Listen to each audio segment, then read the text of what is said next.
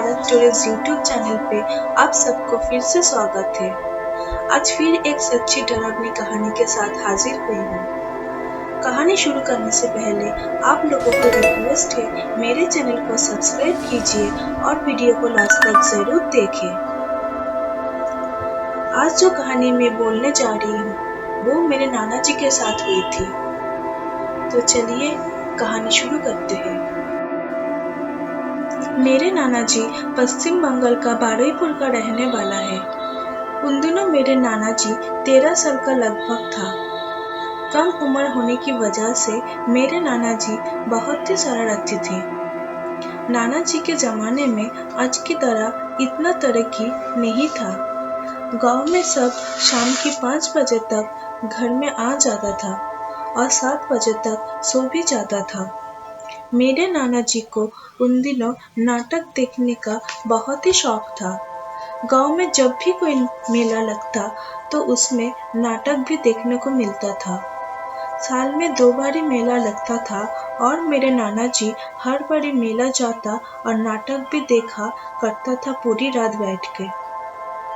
मेरे नाना जी का और भी 2 दोस्त थे, रमेश और विकास। वो दोनों भी नाना जी के साथ जाते और नाटक देखा करते थे। एक बार की बात है, हर बार की तरह इस बार भी मेला आ गया था, पर इस बार मेला दूसरी गांव देवलिया में आया हुआ था। नाना जी के गांव से मेला करीबन 10-12 किलोमीटर दूरी में ही था। हर बार की तरह नाना जी और उनके 2 दोस्त मिलके मेला में जाने का तैयारी कर रहा था, पर इस बार घर से मेला में जाने के लिए इजाजत नहीं मिला था। ये सुन के वो तीनों दोस्त का मन बैठ गया था, पर मेरे नाना जी बहुत ही जिद्दी थे और हारने वालों में से नहीं थे। नाना जी मेला में जाने का मन अब बना लिया था। दोस्तों को भी उन्होंने मना लिया और रात के टाइम सब सो जाने के बाद उन लोग सब अपने घर से चुपके से बाहर निकल गए थे। रात के तब 7:30 बज रहे थे। रास्ता बिल्कुल सुनसान हो रखा था, कहीं भी कोई सवारी नजर नहीं आ रहा था। इसलिए वो तीनों ने अब पैदल जाने को सोच लिया था। फिर उन लोग पैदल चलना शुरू कर दिया। बहुत देर तक पैदल चलने के बाद वो तीनों बुरी तरह से थक चुके थे। फिर वो तीनों ने सोचा स्टेशन के रास्ते से जाएंगे तो जल्दी पहुंचेंगे और ज्यादा चलने भी नहीं पड़ेंगे। ऐसा सोचते हुए तीनों रेल की पटरी से चलने लगा। उन दिनों ट्रेन दिन में 2 बार ही आया करता था, एक सुबह को 6 बजे और रात के 7 बजे। अब कोई ट्रेन नहीं आने वाला था, इसीलिए वो तीनों दोस्त आराम से चलने लगा। चलते हुए मेरे नाना जी आगे आगे चल रहा था और वो दोस्त रमेश और विकास पीछे आ रहा था। कुछ दूर जाते जाते और एक स्टेशन आ गया था। अब उस स्टेशन से कुछ दूरी में ही वो गांव आने वाला था जहाँ पे वो मेला लगा हुआ था। बहुत देर तक चलने की वजह से वो तीनों थक चुके थे और सोचा स्टेशन में कुछ देर आराम करके जाते हैं। स्टेशन में उन लोगों के अलावा एक बूढ़ी औरत भी चद्दर ओढ़ के एक कोने में बैठा हुआ था। बूढ़ी औरत को देखते ही मेरे नाना जी उसके पास चला गया और बातें करने लग गया। बूढ़ी औरत ने पूछा कि तुम लोग इतने रात गए कहाँ जा रहे हो? ये सुन के मेरे नाना जी बोला कि हम लोग मेला में जा रहे हैं। बूढ़ी औरत ने ये सुन के ही चौंका और बोलने लगा, ये रास्ते से भूल के भी मत जाओ। ये रास्ता रात के टाइम जाने के लिए ठीक नहीं है। और दूसरी रास्ता से जाने के लिए बोला, पर मेरे नाना जी उस बूढ़ी औरत की बात नहीं मानी और वहां से ही जाने लगा। अब मंजिल ज्यादा दूर नहीं था। अगर नाना जी दूसरी रास्ता से जाते तो और भी 1-2 घंटा ज्यादा लग जाता था। चलते हुए मेरे नाना जी आगे जा रहा था और 2 दोस्त पीछे जा रहा था। एकदम पीछे विकास था। विकास को ज्यादा थकन आने की वजह से नींद भी आने लगा और वो ज्यादा पीछे हो गया था। मेरे नाना जी चलते हुए अचानक से कुछ दूर रेल की पटरी के ऊपर एक लड़के को बैठा हुआ देखा। उस लड़के को देखने में बहुत डरावना था। उसके सर से बहुत खून बह रहा था। उसकी आंखें भी एकदम से लाल हो रखा था।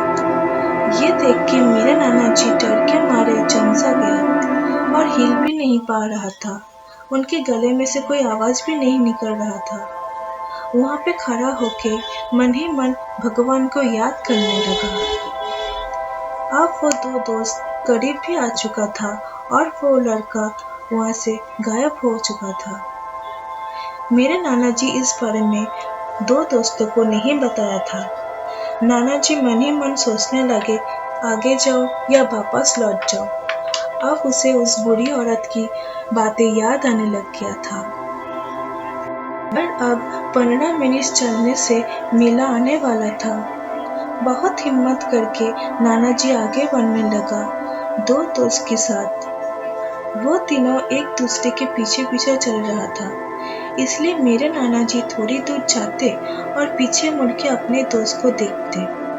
नाना जी ने इस बार जैसे ही पीछे मुड़ा देखने के लिए, तो देखा लास्ट में विकास चल रहा है और उसके साथ वो लड़का भी चल रहा था। नाना जी को देखते ही वो लड़का गायब हो गया। नाना जी ने अपने दोस्त को जल्दी चलने के लिए बोला। मेले के करीब पहुंचते ही नाना जी के डर भी अब कम होने लग गया। वो दोस्तों को जल्दी से आने को बोलने के लिए जैसे ही पीछे मुड़ा, तो देखा विकास कुछ देर चुपचाप बैठा हुआ है रेल की पटरी के ऊपर। नाना जी उससे जोर से पुकारने लगा, पर विकास चुपचाप सर झुका के बैठा हुआ था और कुछ भी नहीं बोल रहा था। ये देख के मेरे नाना जी और रमेश दोनों विकास के पास गए बुलाने के लिए। पास जाके वो दोनों उसे बुलाने लगे, तभी नाना जी को जोर से धकेल दिया और अजीबो तरह से हंसने लगा। उसके आंखें बिल्कुल लाल हो चुके थे। ये देख के मेरे नाना जी को सब समझ आ गए थे कि कुछ गड़बड़ है, और मेरे नाना जी और रमेश वहाँ से भाग गए थे। मेला में जाके सबको ये बात बोला, तो ये सुन के कुछ लोग उस जगह में आ गए थे और उन लोगों ने मिलके विकास को रस्सी से बांध के एक वैन में बैठा के वहाँ से घर तक ले जाने लगे। 5-6 आदमी मिलके भी विकास को काबू नहीं कर पा रहे थे। अपने गांव में आके एक तांत्रिक के पास लेके गया उसे। ये खबर तीनों दोस्तों के घर वाले तक पहुंच चुका था। नाना जी और दो दोस्तों के घर वाले तब तक वहाँ पे आ भी चुका था। तांत्रिक उसको देख के उसका नाम पूछा तो वो कुछ भी नहीं बोला और बस हंसे ही जा रहा था। तभी तांत्रिक उसे मारने लगा एक झाड़ू से। तब वो दर्द के मारे चीख पड़ा और बोलने लगा उसके नाम और पता। उसका नाम पल्लव और वो उस मेला वाले गांव का रहने वाला है। फिर तांत्रिक मारते हुए पूछा, तुम कैसे मर गए थे और इस लड़की के ऊपर क्यों आए हो? तब वो आत्मा ने कहा कि मैं हर रोज रात को 7 बजे 15 मिनट का देवरा स्टेशन जाने वाला ट्रेन पकड़कर घर लौटता था, मगर एक दिन मेरे साथ एक हादसा हो गया। उन दिनों गर्मी के टाइम थे और ज़्यादा गर्मी होने की वजह से मैं ट्रेन में चढ़ते ही गेट के पास खड़ा हो गया था और ट्रेन चलने लगा। तभी अचानक से मेरे हाथ फिसला और मैं देवरा स्टेशन से थोड़ी दूर जाके गिर पड़ा और मेरे मौत हो गया वहाँ पे। उसके बाद से मैं वहाँ पे भटकता रहता हूँ और ये तीनों दोस्त मेरे ही रास्ते से जा रहा था। इन तीनों दोस्त को देखकर मुझे भी मेरे जैसा एक दोस्त चाहिए था, इसलिए मैं इसके ऊपर आया हूँ। अब मैं इसे अपने साथ ले जाना चाहता हूँ। इतना सुनते ही तांत्रिक ने फिर से मार्च शुरू कर दिया था और वो लड़का जोर से चीख रहा था। बहुत मंत्र और होम हवन करने के बाद वो आत्मा जाने के लिए राजी हो गया था। कुछ टाइम के बाद वो आत्मा चले गया उसके शरीर से और विकास बेहोश हो गया। तांत्रिक ने उसके हाथ पे एक कवच पहना के चला गया था। सुबह होते ही विकास को होश आ गया था और वो बिल्कुल ठीक हो चुका था। मगर वो उन दिनों के बाद कभी-कभी पागलों जैसा हरकत करता रहता है। दोस्तों, ये कहानी यहीं पे खत्म होता है। दोस्तों, कहानी अच्छा लगा हो तो लाइक कीजिए, फ्रेंड के साथ शेयर कीजिए और चैनल को सब्सक्राइब ज़रूर करिएगा और साथ ही बेल आइकन को दबा दीजिएगा ताकि वीडियो नोटिफिकेशन आप लोगों को मिल सके। मिलते हैं नेक्स्ट और एक सच्ची कहानी के साथ। Thank you for watching this video.